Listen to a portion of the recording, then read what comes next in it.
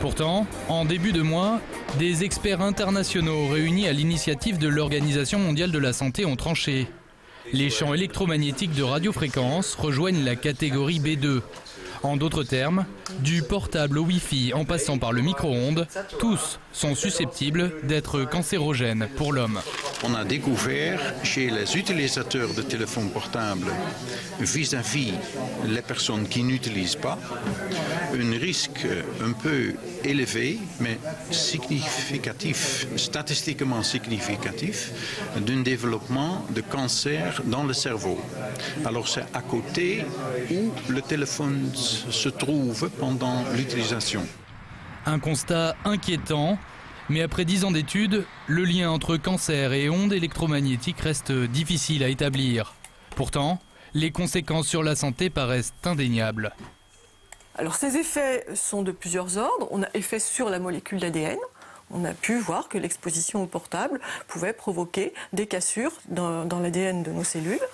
On a montré également, et ça, il y a beaucoup d'études qui ont montré l'effet sur le système immunitaire. Il semble que l'immunité de la personne exposée diminue quand elle ne disparaît pas complètement. Lors d'un appel avec un téléphone portable, un rayonnement électromagnétique est produit en direction d'une antenne.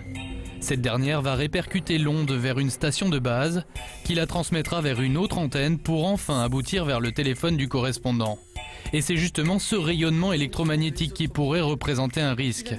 Il est d'ailleurs possible de le mesurer en volts par mètre. Alors, si vous voulez le placer à proximité de la sonde, vous allez avoir une idée du niveau de champ auquel votre oreille et votre cerveau sont exposés.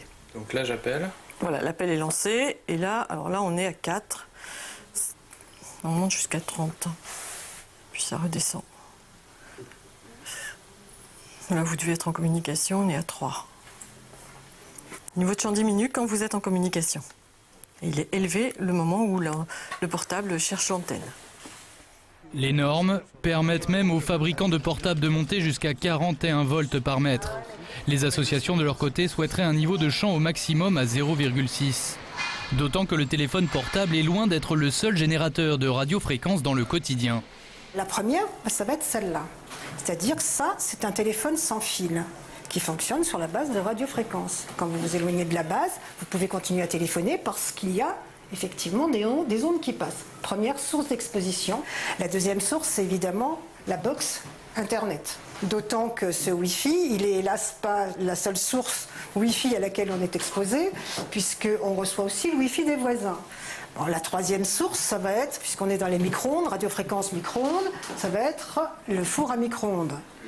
Séparément, les champs électromagnétiques générés ne sont pas forcément élevés, mais leur juxtaposition devient-elle très inquiétante. Certaines personnes exposées se plaignent d'insomnie ou de maux de tête. Dans le cas du téléphone portable, il est possible de limiter quelque peu son impact. Nous recommandons l'usage de kit-oreillette parce que ça diminue l'exposition. Mais attention, ça ne fait que diminuer l'exposition. Ça ne l'annule pas. C'est-à-dire que toutes les consignes, tous les conseils qu'on peut donner d'utilisation contrôlée du portable restent en vigueur, que ce soit avec ou sans oreillette. Et pour ça, il faut éviter au maximum les conversations longues, les conversations de plus de 3 minutes.